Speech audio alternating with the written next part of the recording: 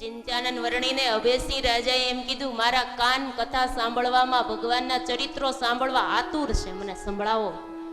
એવો ચરિત્રનો શાસ્ત્રમાં મહિમા છે. હરિ જશ રસ. તો જગતની અંદર ઘણા પ્રકારના રસો છે.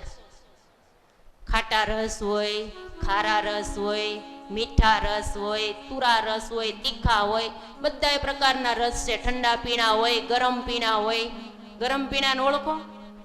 ચા ગરમ પીણું, ઠંડા પીણા તો પીતા હોય, ગરમ પીણા પીતા હશે 50-50. ઘણા પ્રકારના રસો. એમાં કયો રસ એવો છે ક્યારેય તૃપ્તિ ન થાય અને જન્મ મરણના અને ગર્ભવાસના રોગો ટાળી દે એવો કયો રસ છે? ત્યારે એવો રસ છે ભગવત ચરિત્રામૃત રસ. ભગવાનના ચરિત્રો સાંભળવાને એ ઉત્તમમાં ઉત્તમ રસ છે. ઓલા બધા રસો તો બધા આલોકના છે. માટે અભયસિંહ રાજાએ કીધું, હરિ જશ રસ કરવાને પાન, અતિ આતુર છે મુજ કાન. એવા મારા કાન આતુર થઈ ગયા છે, મને સંભળાવા જ કરો. તૃપ્તિ થતી જ નથી. કોઈ ભજનમાં લખ્યું, રામ રસ એસો હે મેરે ભાઈ, જે કોઈ પીવે અમર હો જાય. મીઠા મીઠા રસ સબ કોઈ પીવે, કડવા પીવે ન કોઈ. કડવા કડવા જો કોઈ પીવે, સબસે મીઠા હોય રામ રસ એસો હે મેરે ભાઈ, જે કોઈ પીવે અમર હો જાય. રામ રસ એસો હે મેરે ભાઈ, જે કોઈ પીવે અમર હો જાય. हो अनंत ब्रह्मांड के ही सुखा, हरि चरित्र आगे सब लूखा. अमृत आगे अन्य रस जोई, फीके से फीके लगत है सोई. અનંત બ્રહ્માંડના સુખો ભેગા કરીએ અને હરિચરિત્રની આગળ તો બધા લુખા છે. ભગવાનના ચરિત્રોમાં એવી મજા છે, તૃપ્તિ જ ન થાય ક્યારેય.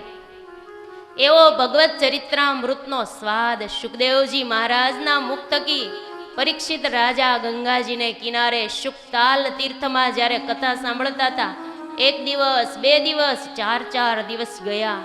સુખદેવજી મહારાજે કીધું, પરીક્ષિત 4 દિવસ પૂરા થઈ ગયા, તને ભૂખ તરસ નથી?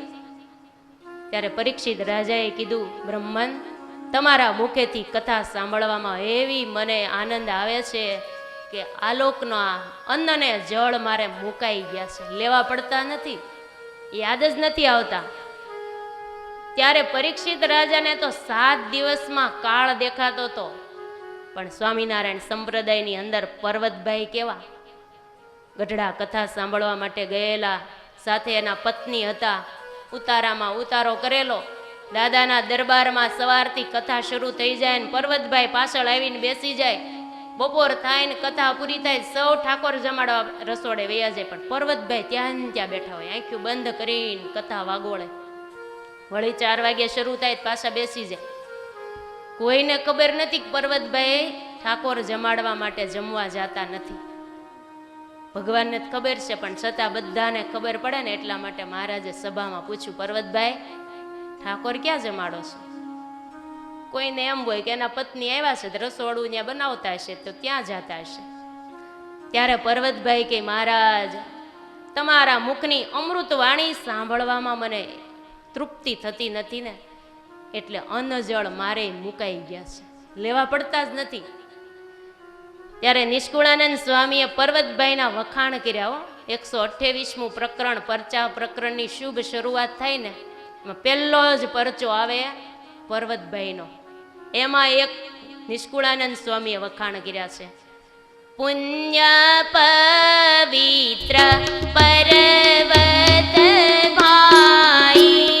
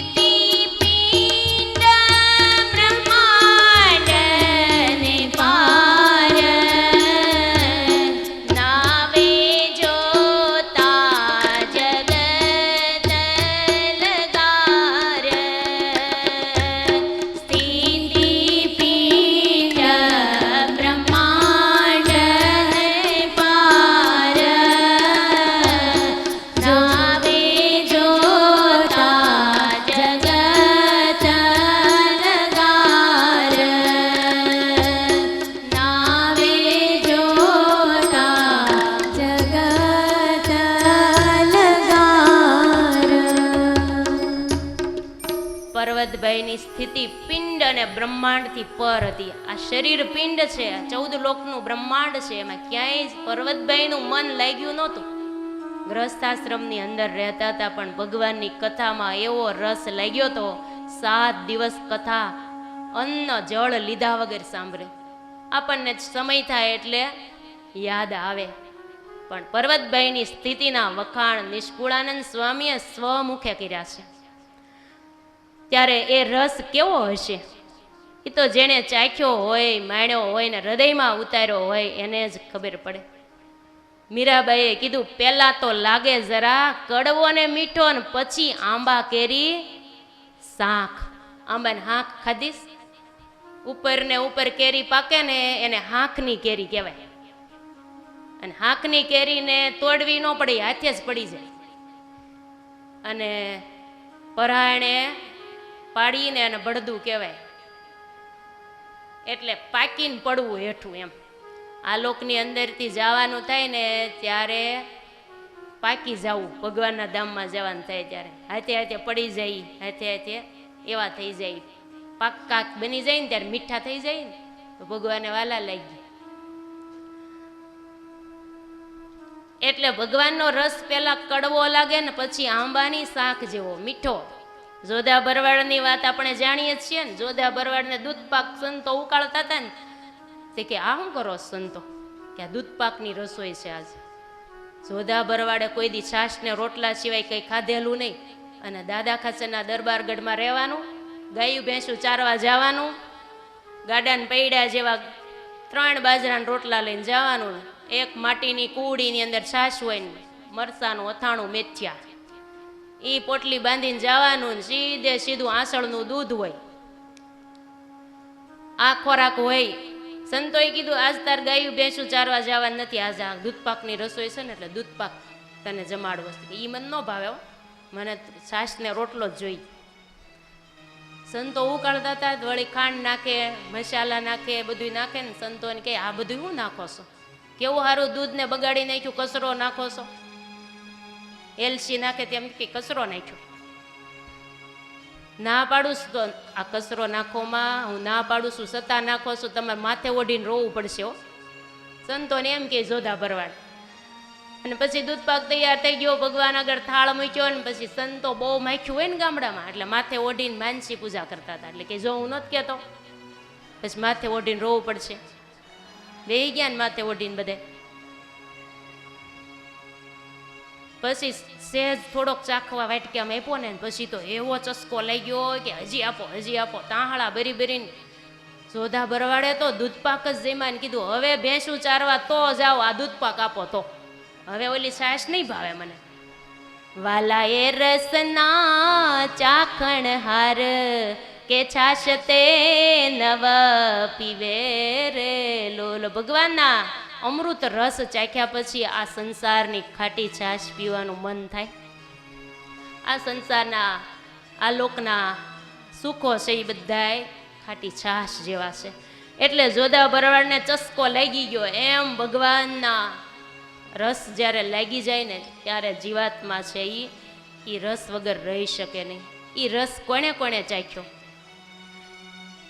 એ રસનો સ્વાદ શંકર જાણે કે જાણે શુક જોગી રે, કંઈક જાણે ઓલી વ્રજની રે ગોપી, હે ભણે નરસૈયો ભોગી રે, ભૂતળ ભક્તિ પદાર્થ મોટું.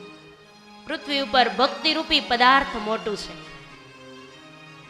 આ તો કેટલાય આવો રસ હરિરસ ચાખ્યો એની વાત કરી.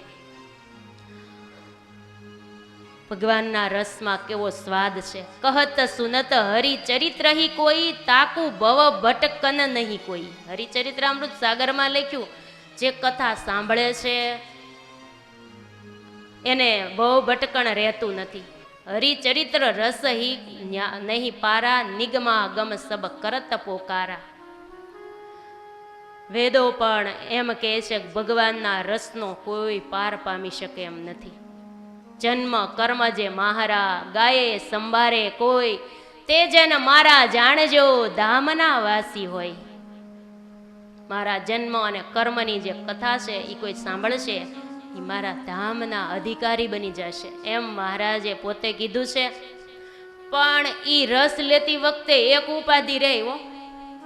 એ રસ લેતા લેતા લેતા બહુ ઝાઝો સમય વયો જાય ને તો એક ઉપાધિ ઊભી થાય. કઈ? નિંદ્રા આવે. એ ઉપાધિ મોટી. રસ બહુ સારો, હરિરસ તો બહુ સારો છે, પણ ઈ રસની અંદર શાંતિ થઈ જાય ને, શાંતિ હોય તો જ ઊંઘ આવે ને, અશાંતિમાં તો ઊંઘ છે નહીં. એટલે તરત જ ઊંઘ આવી જાય. ઊંઘ છે એ ભક્તિમાં જ વિઘ્ન રૂપ થાય છે. એટલે નરસિંહ મહેતા એને ધૂતકારી છે, એની ધૂતારી કીધું છે. જા જા નિંદરા હું તને વારું,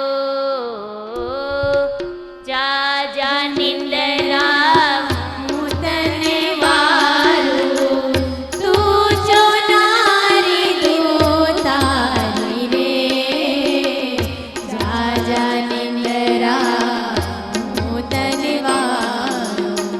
નિંદ્રા કહે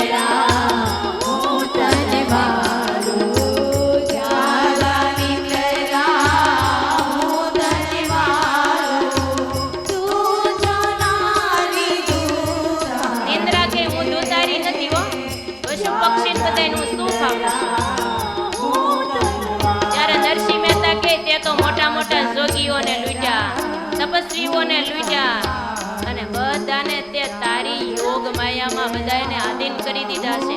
એવી તું છો. જોગીને લૂટ્યા તે તો ભોગીને લૂટ્યા, જોગી લૂટ્યા મેં તો ભોગીને લૂટ્યા, લૂટ્યા છે તપધારી રે.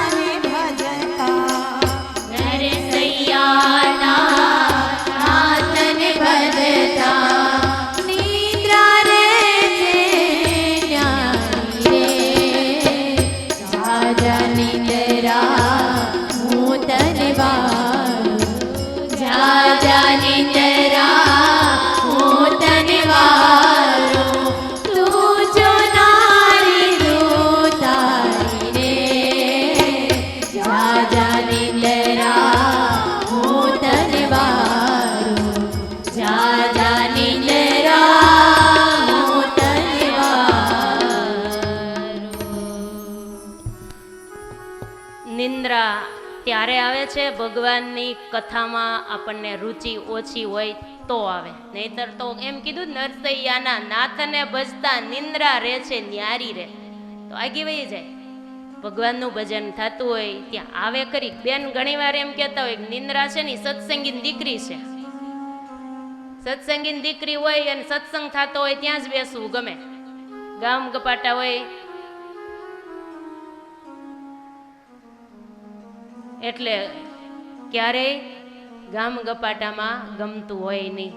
એટલે ભૂમાનંદ સ્વામી રચિત અનુપમ ગ્રંથની બાળલીલાની કથા 7 દિવસ આપણે ગાન કરવાનું છે, માત્ર ને માત્ર ભગવાનને રાજી કરવા માટે જ. તુલસીદાસજીના મત પ્રમાણે સ્વાંતઃ સુખાય તુલસી રઘુનાથ ગાથા. તુલસીદાસજી કે રામચરિત માનસની રચના મારા આત્માના શ્રેય માટે જ મેં કરી છે, એમ આ કથા નિજાનંદની પ્રાપ્તિ માટે જ આપણે કરવા અને સાંભળવા માટે બેઠા છીએ, ભગવાનને રાજી કરવા માટે. તો 50 કરોડ યોજન પૃથ્વીમાં ભરતખંડની ધરતીમાં એક નાનું એવું ભારતના નકશામાં એક બિંદુ જેવું નાનું એવું છપૈયા ગામ. એ છપૈયા ગામને પુરુષોત્તમ નારાયણે પ્રાગટ્ય ભૂમિ બનાવી. ચુડહા અને બગીહા નામના વનની વચ્ચે આવેલું નારાયણ સરોવરને કિનારે આવેલું આ છપૈયા ગામ, ત્યાં સર્વાવતારી પુરુષોત્તમ નારાયણે જન્મસ્થાનનું કેન્દ્રબિંદુ બનાવ્યું. અને એ છપૈયા, અયોધ્યા અને આજુબાજુના ગામની જે લીલાઓ એની કથામાં આપણે હવે અવગાહન કરીએ. ઘનશ્યામ લીલામૃત ગ્રંથ ઉમાનંદ સ્વામીએ લખ્યો છે. જામનગર જિલ્લામાં આવેલું કેશિયા ગામમાં જન્મ. એ તો આપણે પહેલી વાર જન્મનું જે જીવન ચરિત્ર સાંભળી લીધું છે. ઉમાનંદ સ્વામીએ બાળ ચરિત્રો ખૂબ લખ્યા છે. એની અંદર 75માં તરંગથી આપણે શરૂ થાય છે. ત્યાં સુધીની કથા ગયા પર્વની અંદર થઈ ગઈ છે. તો ભગવાન છપૈયામાં બિરાજમાન છે. ને છપૈયાની અંદર જ્યારે ભગવાન હતા ત્યારે એક દિવસ એવો આવ્યો કે ઉત્સવનો દિવસ આવ્યો છે. રામનવમીના ઉત્સવનો દિવસ આવ્યો છે. અને એ દિવસે ધર્મપિતા ભક્તિ માતા સારાએ પરિવારે ભેગા મળીને નક્કી કર્યું છે કે આપણે સગા સંબંધીઓને તેડાવીએ, આમંત્રણ પત્રિકાઓ લખીએ. અને રામનવમીનો દિવસ એટલે ઘનશ્યામના જન્મનો દિવસ કહેવાય. એટલે એ દિવસ તો આપણે બધા સંબંધીઓને બોલાવી અને ઘેરે જમણવાર ગોઠવીએ. આવો લોક રિવાજ પ્રમાણે ધર્મ ભક્તિએ પણ આ રીતે કર્યું છે. તો ભૂમાનંદ સ્વામીએ લખ્યું છે, રામ નવમી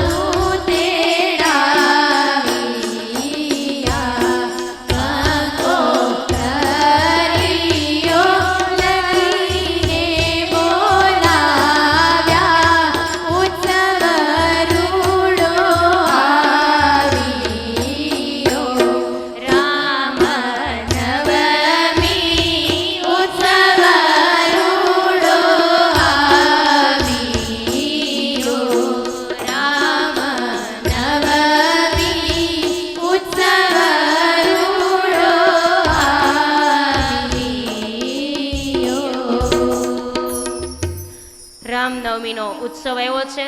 ધર્મદેવ ભક્તિ માતાએ કંકોત્રીઓ લખી છે અને સગા સંબંધીઓને તેડાવ્યા છે. આખો દિવસ બધાએ ઉપવાસ કર્યો છે. ઉપવાસની સાથે સાથે ધૂન ભજન ને કીર્તન કર્યા છે. કથા કીર્તન વાત ભજન સ્મરણ કર્યું, થઈ એક મન. ભગવાનમાં મન રાખીને આખો દિવસ ઉપવાસની સાથે સાથે ભજન થયું છે.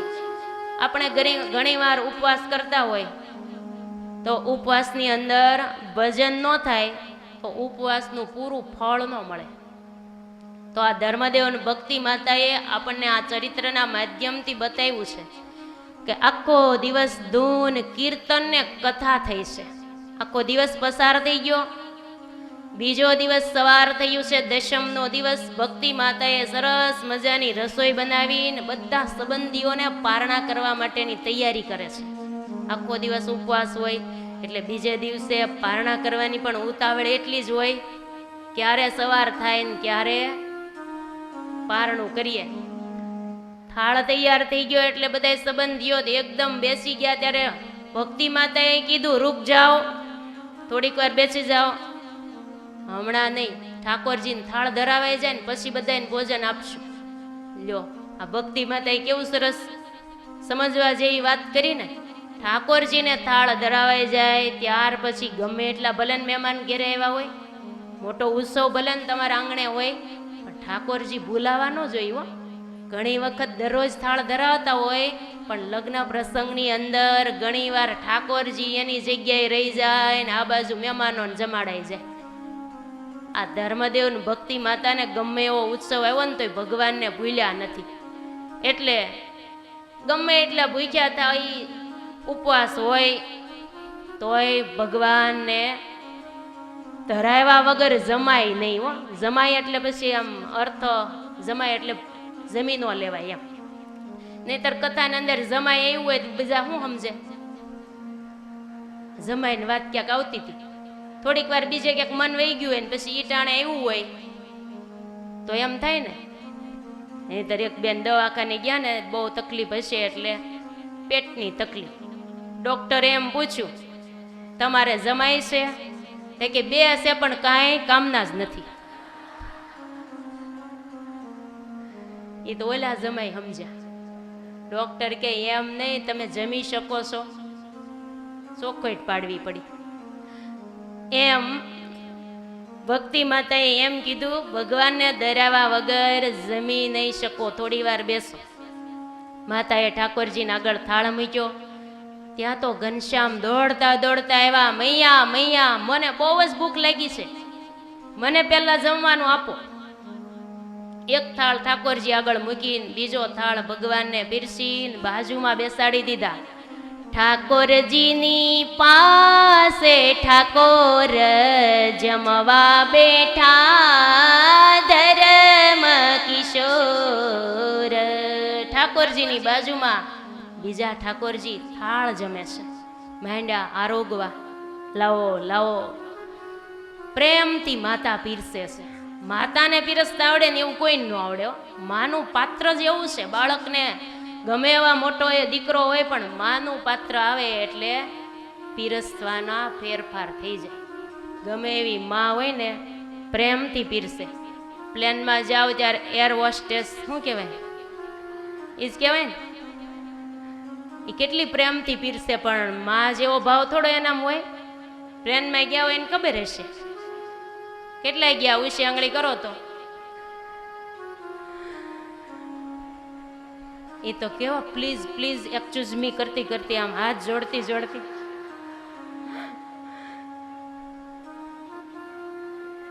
પ્રેમથી આમ બોલાવે. હુઈ ગયા હોય તો પ્રેમથી જગાડે, પણ કોઈ દી કંટાળે નહીં.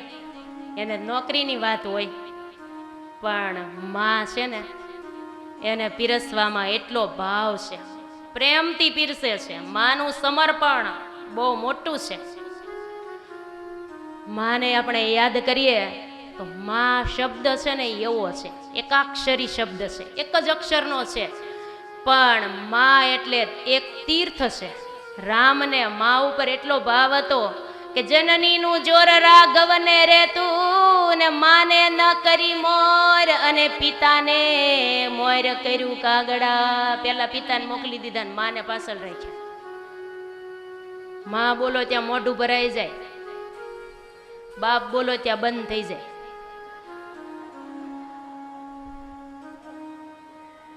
પેલા બા એમ કેતા, ખબર છે ને, બા કેવો શબ્દ છે, ઈ હાવ શબ્દ વયો ગયો. આ ભક્તિ માતા પ્રેમથી ઘનશ્યામને પીરસે છે. માના મીઠો ભાવ કેવો છે, માડી તારા મીઠપનો મેહુલો મંડાયો, એમાં વ્યોમ વ્યોમ ગાજી ઉઠ્યા રે લોલ. પ્રેમથી માતા પીરસે છે ઘનશ્યામ. લ્યો આ જમો આ જમો, જમાડતા જમાડતા બધી રસોઈ ઘનશ્યામે કૂટવાડી દીધી. મહેમાન આવ્યા હતા ને એના માટે રસોઈ બનાવી હતી.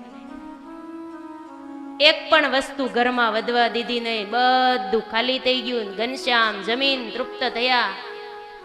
પછી કીધું, દીદી મારા હાથ હવે દોરાવો, હવે મેં જમી લીધું છે. ત્યારે ભક્તિ માતાએ ચડું કરાવી. એમાં ધર્મદેવ આવ્યા ને ત્યારે ધર્મદેવને ભક્તિ માતાએ કીધું, સાંભળ્યું? નામ લઈને નોત બોલાવતા પેલા, એટલે કીધું, સાંભળ્યું તમે? આ ઘનશ્યામે બધી રસોઈ ખૂટવાડી દીધી છે. એટલું જ એમાં હું તો પીરસી પીરસીને થાકી ગઈ. તો હવે ઘેરે મહેમાન આંગણે બેઠા છે, હવે એને શું જમાડશું? બધાય વાસણ રસોડામાં ખાલી થઈ ગયા છે. મોટા મોટા તપેલા ભરી ભરીને રસોઈ બનાવી હતી, કેમ કે મહેમાન આવ્યા હોય ત્યારે જાજુ હોય ને. હવે શું કરશું? આમ મૂંઝાઈ ગયા છે. ધર્મદેવ કે મને એમ જ થાય છે કે હવે શું કરશું? એક જરાય રસોઈ નથી વધવા દીધી. ત્યારે ભક્તિ માતા કે તમે જાઓ બજારમાં જઈને થોડુંક સીધું લઈ આવો ને, હું બીજી રસોઈ બનાવું. મને એમ લાગે છે કે સ્ટોકમાં જરાય રાખતા નહીં હોય તો જ બીજું સીધું લેવા જવું પડ્યું હશે ને. બહુ સંતોષી બ્રાહ્મણ હશે, બહુ અગાઉનું ભેગું નહીં કરતા હોય, રોજનું રોજ લાવીને વાપરતા હશે. એવા સંતોષી બ્રાહ્મણ ધર્મદેવ. એટલે ભક્તિ માતાને આપણે આ વાત ઉપરથી એમ લાગે રોજનું લાવતા હશે, ખૂટી જાય એટલે તરત લઈ આવે. ધર્મદેવ આ બાજુ સીધું લેવા બજારમાં ગયા. ત્યારે ઘનશ્યામે કીધું, દીદી તમે કેમ મૂંઝાવ છો? ઘરમાં રસોડામાં જઈને તો જો, એક પણ વસ્તુ ખાલી થઈ નથી. જેમ રસોઈ તમે બનાવી હતી એવી ને એવી રસોઈ રસોડામાં છે. એ કે પણ મેં મારા હાથેથી બધું પીરસી દીધું છે, એક પણ વસ્તુ નથી બચી. ત્યારે ઘનશ્યામે હાથ પકડીને ભક્તિ માતાને રસોડામાં લઈ ગયા.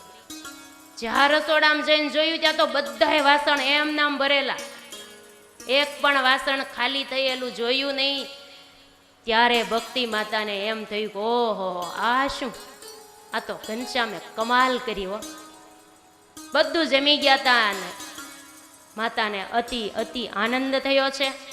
રામપ્રતાપભાઈને બોલાવ્યા છે કે જોખન એકદમ મહેમાનને બેસાડી દો જમવા માટે, રસોઈ તૈયાર જ છે. આ બાજુ પિતાજી તજી સીધું લેવા જ ગયા છે, આ બાજુ મહેમાનને જમવા માટે બેસાડે છે. ભગવાનને પ્રતાપે અપાર રસોઈ તૈયાર થઈ ગઈ હો. આ તો ભગવાનની વાત છે. આવું ક્યાંક જાદુ ભગવાનને આપણે કહીએ કે હે ભગવાન, આવું જાદુ અમારા જીવનમાં પણ ક્યાંક કરો ને. અમારા પણ માયાનો વાયરો અમારા હૃદયમાં લાગે છે ને, ત્યારે અમારા પણ જ્ઞાન ને વૈરાગ્ય અને ભક્તિના વાસણો ખાલી થઈ જાય છે. ત્યારે અમને કાંઈ હુજતું નથી, તો અમારા હૃદયની અંદર પણ જ્ઞાન વૈરાગ્યના વાસણો ભરી દો. એવી ભગવાનને આપણે પ્રાર્થના કરીએ. પણ ભગવાન તો વાસણો ભર્યા જ કરે છે, ભગવાન જ્ઞાન વૈરાગ્ય આપ્યા જ કરે છે, ભગવાન તો મન મૂકીને વરસે છે. પણ આ જીવાત્મા છે એવો છે ને, અજ્ઞાન રૂપી અંધારું આવી જાય છે ને, એટલે જીવાત્માના અજ્ઞાનના પડળ અંદર આવી જાય છે ને, એટલે વાસણો જ્ઞાનના ભરાતા નથી.